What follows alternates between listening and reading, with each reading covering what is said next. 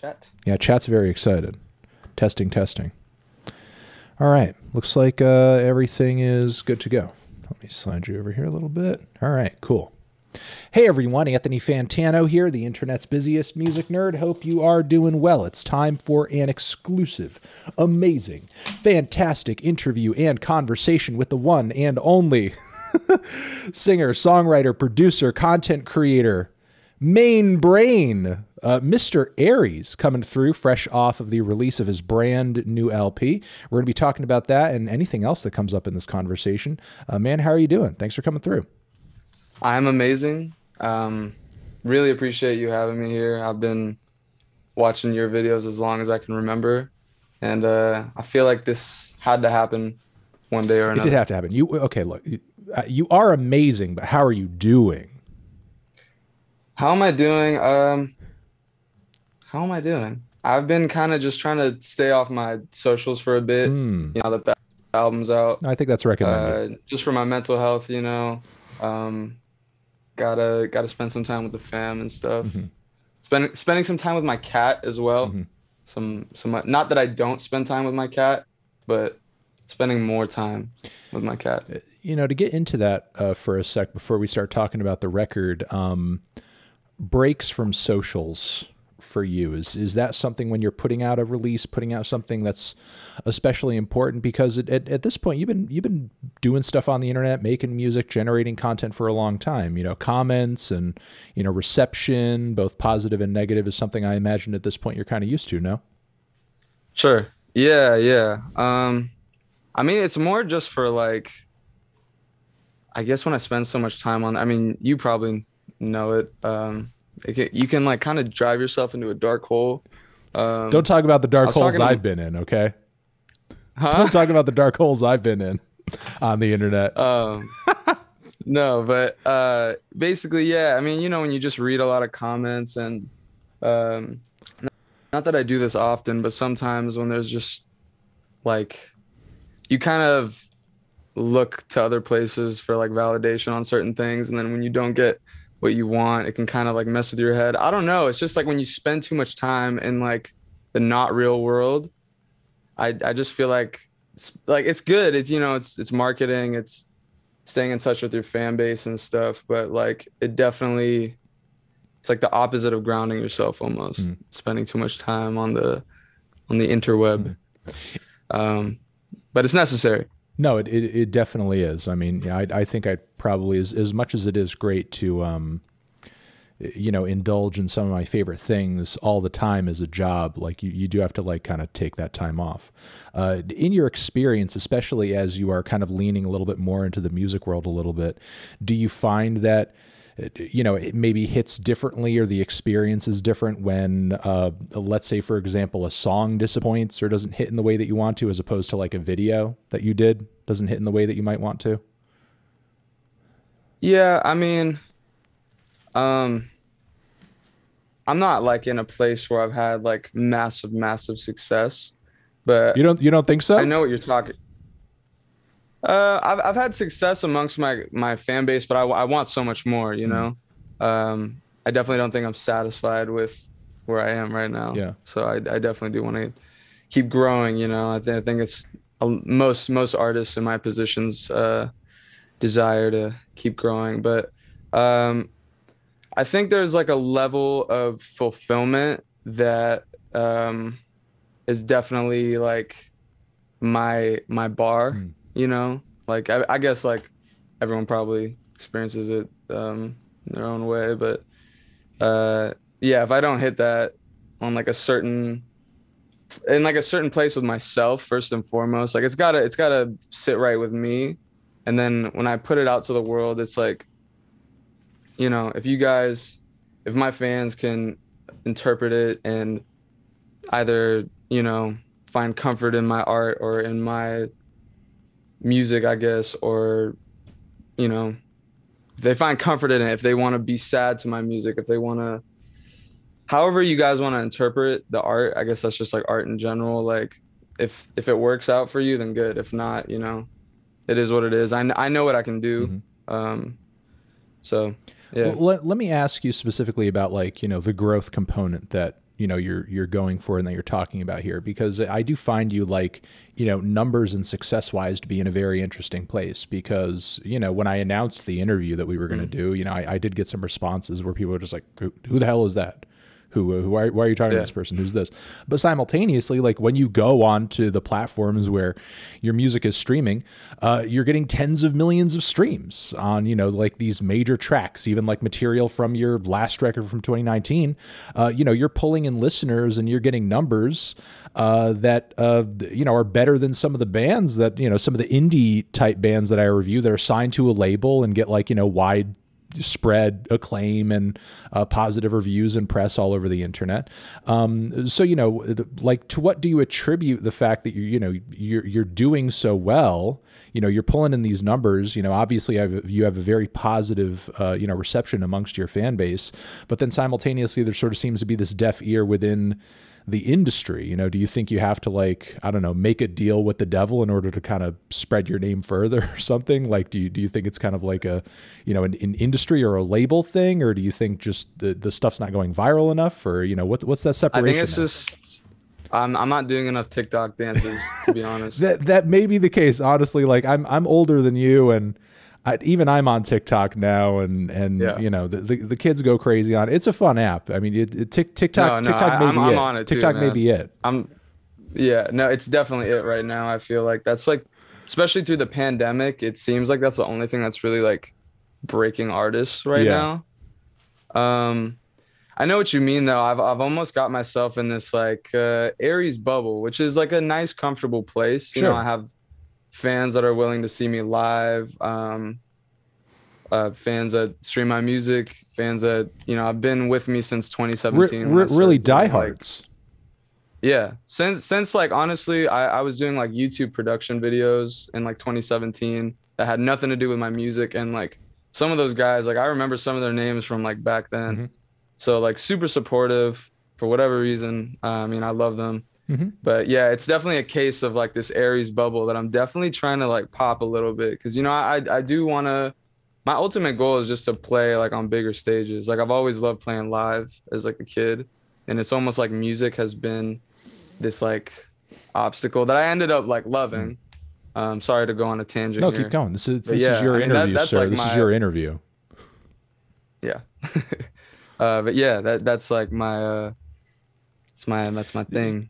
Playing live. Do you think once you're able to kind of, get a run of shows in behind this record, which obviously, you've been kind of deprived of that opportunity due to the pandemic and everything, like, then that may change things, like, kind of spread the name and the, the visibility a bit further? Sure. Yeah. Because I mean, like, it's not just, like, your super fans that will come to a show. There's, like, friends that, or, like, fans that will come and they'll bring their friends that have no idea who I am, like, come to the show. And I definitely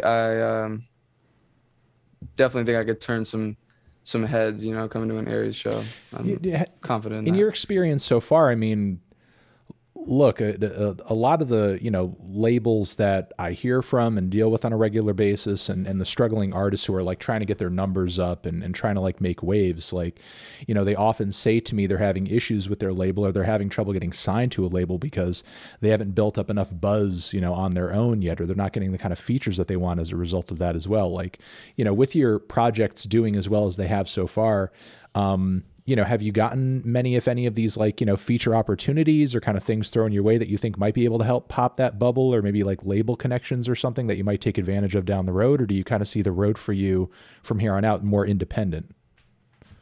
I mean, I'm always, like, I keep, like, this whole project, my album that I just finished, like, it was just me and my, like, closest friends, making this thing. Shout out to Subi Club, Pharaoh Vice, Slippery Salazar. Like, it was just, us as a kind of unit. And I'm a very, like, I keep everything kind of close, not saying that I'm, like, closed off from people or anything like that. I'm always down to do features, and I've actually been working with some artists that don't want to, like, drop here yet, but I think some of the fans will be happy about.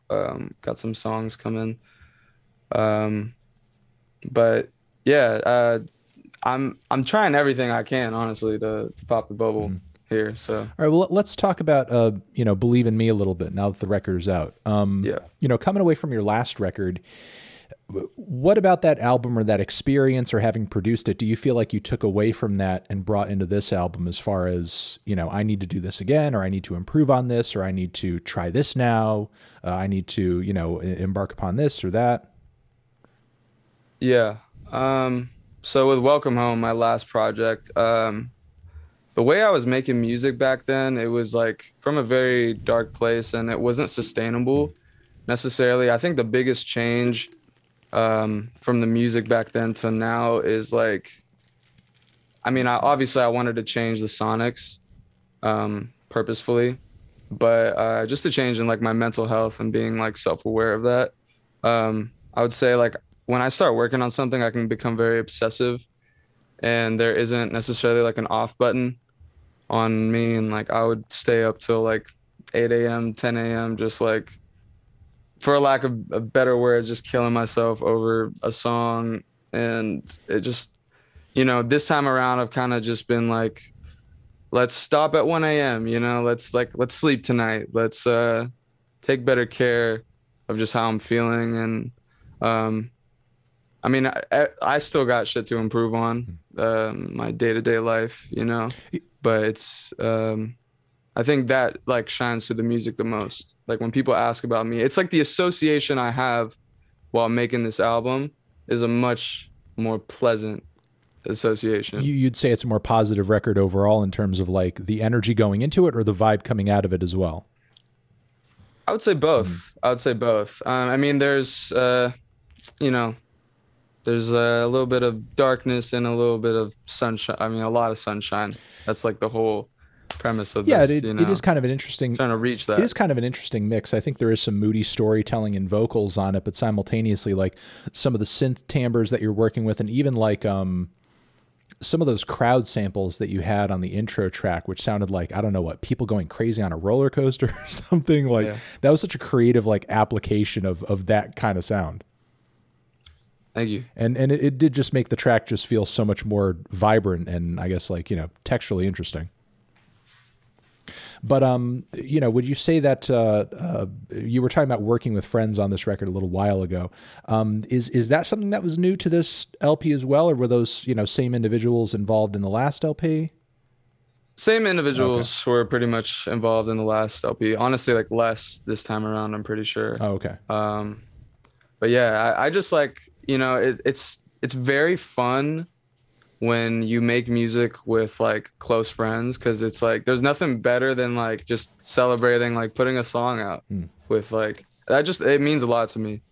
Um, you know, keeping that intact. I don't ever want things to become too corporate with not only like my personal life, but just my brand. Like I hate saying like my brand, just like Aries, you know, like I don't ever want it to feel like not me. Everything's a brand now. Everything's content. It is what it is. You know, it's just the nature of the Yeah. beast, I think. Yeah. You know, stylistically with this record, you're kind of diving further into this blend of pop and hip hop and emo and singer songwriter music as well. And I think, you know, these sounds are coming more tightly together. Like with this combination of styles, do you feel like you're kind of finding your songwriting voice, you know, since you're kind of like giving it, you know, a stronger go this time around? For sure. Yeah. I mean, I've kind of just like I feel like compared to my last album, Welcome Home, I've definitely like gotten more comfortable just like vocal presentation on the mic. Like even within the mixes, like my vocals are much louder than they used to be. Not just like louder, but you know, they're more upfront, you Hmm. know. They're handling a bit more of the load. And yeah, it's basically what you said. Like I do feel more comfy there. Hmm. And would you say generally the songwriting process differed at all this time around on, you know, the record in terms of like how you were assembling the tracks or writing them beforehand? Yeah. Definitely. I mean, between the last album and now, I mean, there was like the whole chunk of quarantine, but right before then, I went on a tour throughout US and Europe, and I saw more things there than I'd seen in my whole life. So even like during this whole like 2020, that was honestly like very uninspiring for a lot of artists. I did take a lot of inspiration from just traveling and seeing, yeah, like more honestly more than I've ever seen in my life within like that span of time. So I wanted to ask you, and look, I don't know if this is sort of like a no conversation or anything, just because of you know, the way some people sort of like produce and I uh-oh. guess like, you know, sort of like pull their songs together or whatever. But I wanted to ask you about the Cheap Trick interpolation on Yeah. the record of Surrender. Like exactly how did that come about, and like, you know, what was like the impetus for that? Because I mean, when I heard that, I'm like, wow, I'm a fucking boomer. Like, you know, I'm kind of, you know, vibing to this Yeah. a little bit. Dude, it's crazy. Yeah. I thought like everyone knew that song. Well, that's a song that I feel like is getting up in my 30s. I'm, you know, coming to face with the reality that like when you know, whatever I think everybody else knows, that's just shit from my youth or my childhood that nobody else has Yeah. experienced, or only people my age and older or around my age have experienced for the most part. So, Uh-huh. you know, I wanted to ask you, like, you know, what drove you to do that? And, you know, given like your audience demo up until this point, is that an interpolation that the fans are actually like, whoa, cool, I love that you worked that song in, or is it maybe sort of flying over people's heads a little bit? Definitely a bit of both. Flying over more people's heads than I thought it would, because I thought it was like pretty well known. But honestly, how that happened is, have you heard of like the EA skate games? Yeah.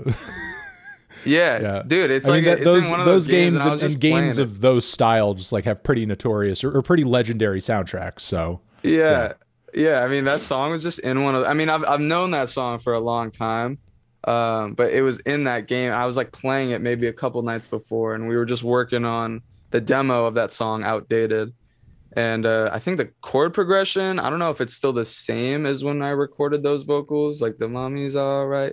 But it was like kind of similar to Surrender by Cheap Yeah. Trick. And I just like, it just happened and it stuck. And I knew I had to like clear the sample or the interpolation eventually, Yeah. which they're homies for letting that happen. But Oh, yeah, it was so they just, let it happen?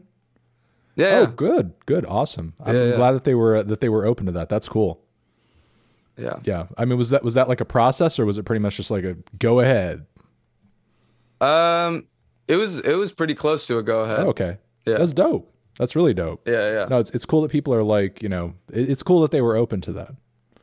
yeah. No, but I thought it was like incorporated super tastefully, and you know, to the point that you were making earlier, it's really funny that you say that, because sometimes when I run into people who are younger, who are maybe into some of the bands that I was into when I grew up, like a lot of times, excuse me, like that point of introduction will be one of the games that you just talked about, or it'll be like Tony Hawk, or it'll be like, oh, I heard Yeah. the song in the Grand Theft, like Legendary. I heard the song in the Grand Theft Auto soundtrack, or I heard the song in Guitar Hero, and it's cool just like how much more of a shelf life like video games are giving to some of these bands and some of these songs. Seriously. Seriously.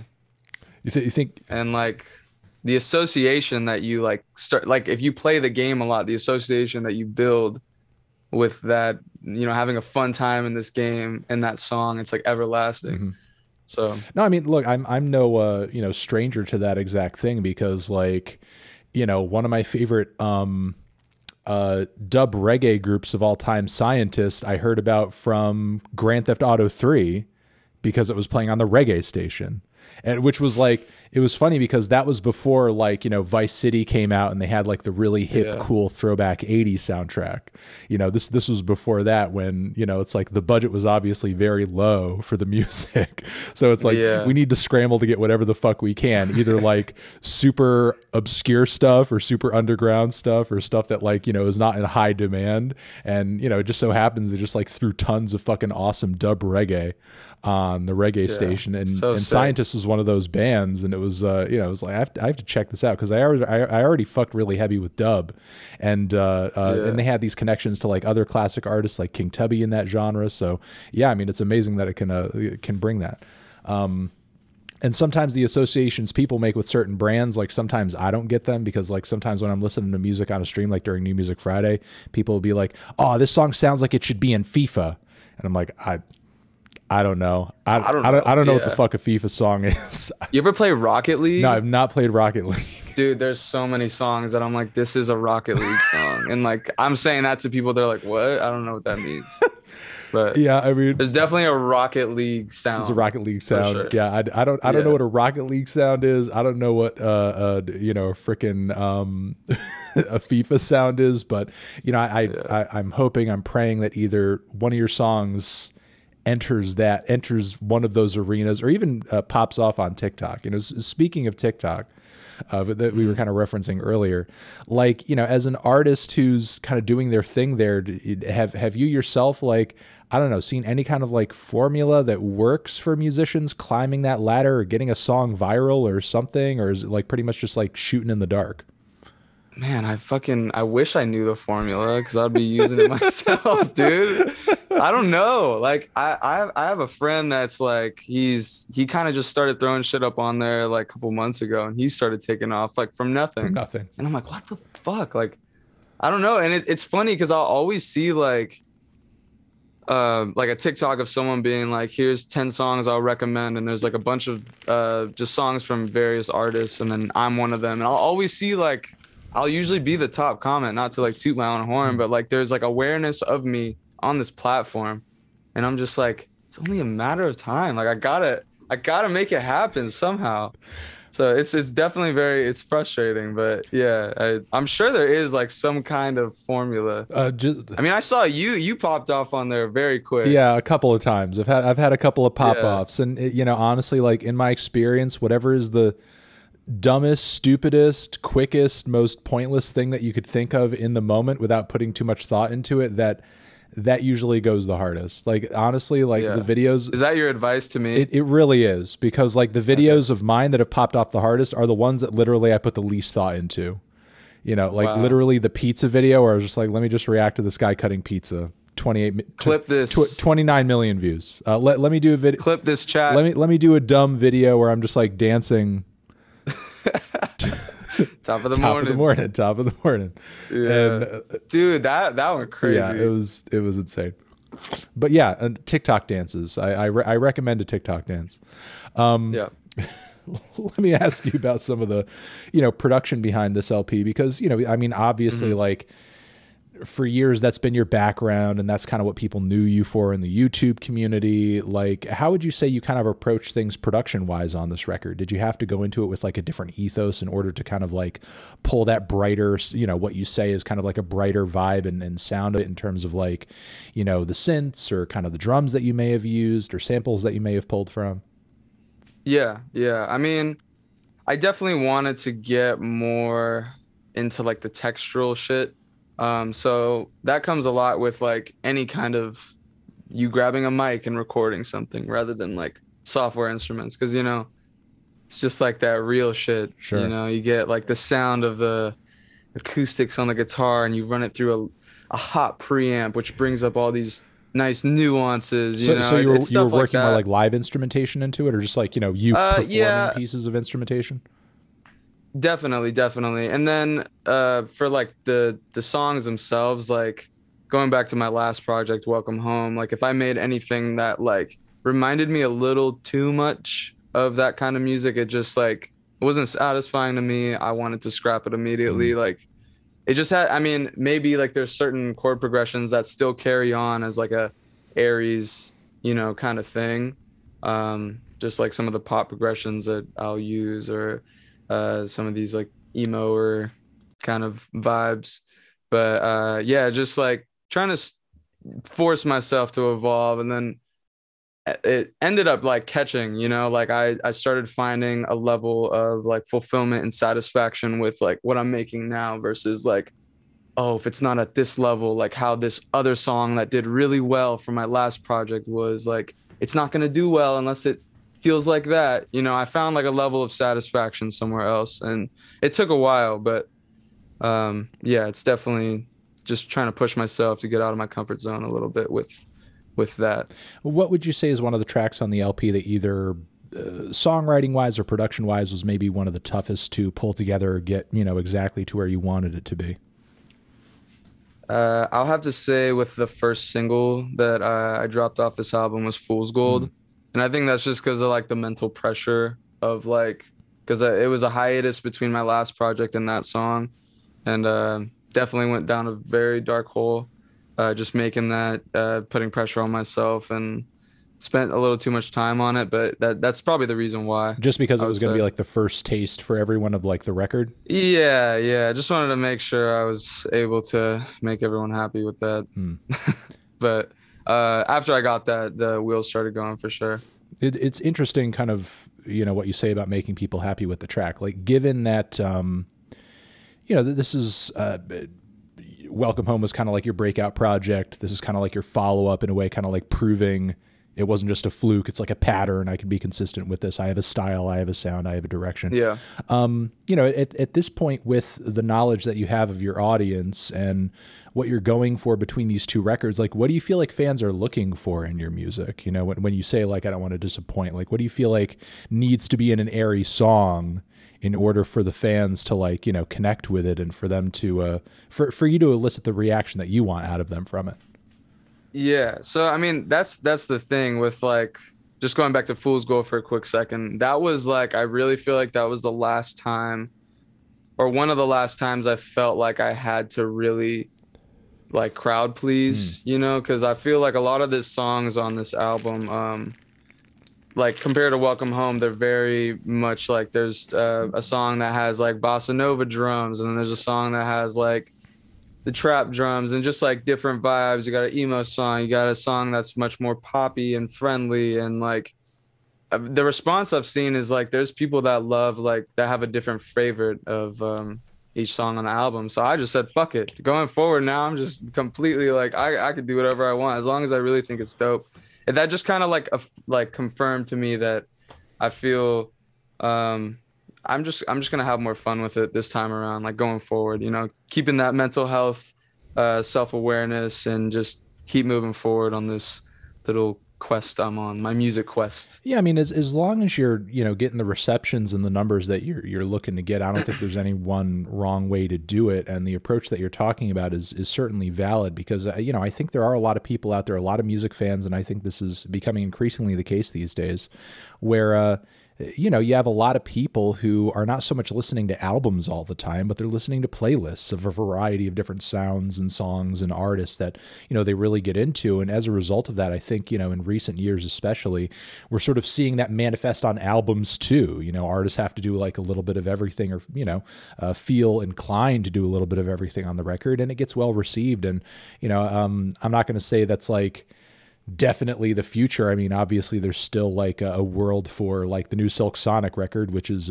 pretty, you know, narrowly focused on just like a singular kind of soul style, you know, but there's definitely going to continue to be room for artists who want to continue pushing different styles and different sounds and just doing a little bit of everything. And if you're getting a good reception from that, I say keep doing it. Will do. So like, you know, from here, what do you feel like, you know, before you leave us is like, now that the album is out and, you know, you've got a lot of promo and music videos behind it. And, you know, obviously you have like the machine of your YouTube wheels turning if you ever need to like push more attention toward it or anything like that. What do you feel like is the next, you know, move for you, either artistically or with this record in mind? Are you kind of like trying to plan out a tour or, you know, I actually have a US and Europe tour already Okay. planned, with two artists, Versace and Breakins. So yeah, I mean, if I'm coming near you, you should come to a show.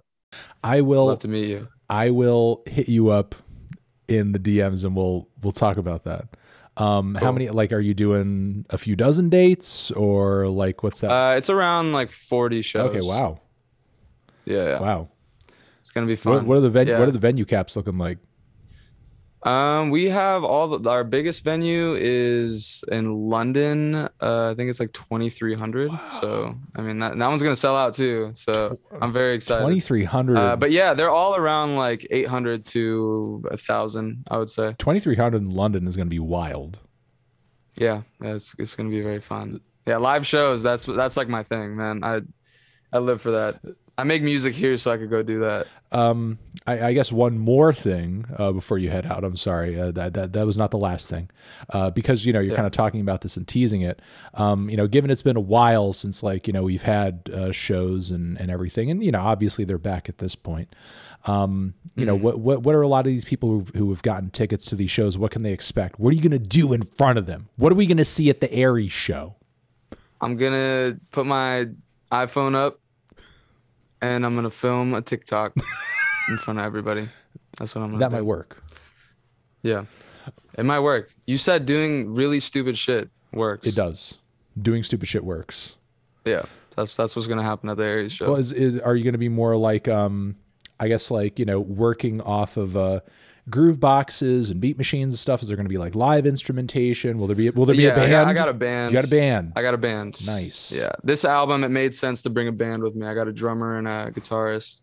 Um, we actually played a show in my hometown. I set up. It's called Wonder World Fest, based off like my brand. Sorry to go on a tangent, Yeah. but No, had some artists there, and it was our first time doing it. It was really fun, and it just really makes sense with like the sound of this album to go with the band. And yeah, I'm very excited. no sound. Expect energy and charisma from me. The sound of the All jokes aside. the sound of the record. Hundreds and hundreds of cap on the venues. I think a full band makes sense. Are you going to go insane on stage? Are you really going to like let loose?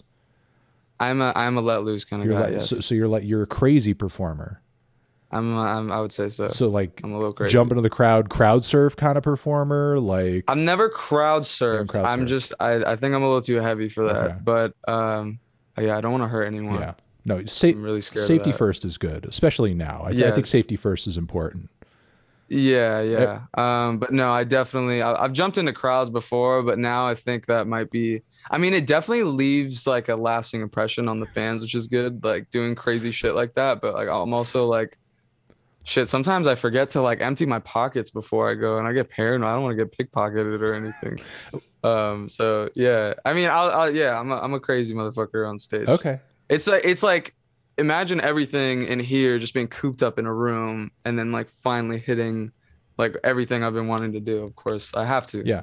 No, to go nuts. But yeah, safety is always first for sure. and at a lot of these return shows, I'm seeing that from the audience as well. It seems like everybody collectively for a while has been kind of cooped up, and like the people who I've interviewed before and friends of mine who are in bands and stuff, in their experience, like the return shows have been insane because the crowds are just wild.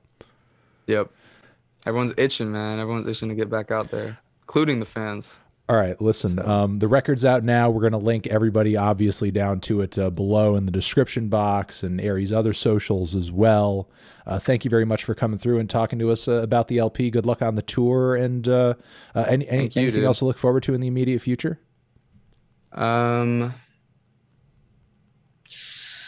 Just I guess yeah, the tour and keep streaming. Believe in me, who believes in you. Cool. Well, thank you very much for coming through, man. Thank you, man. Bye. Appreciate you.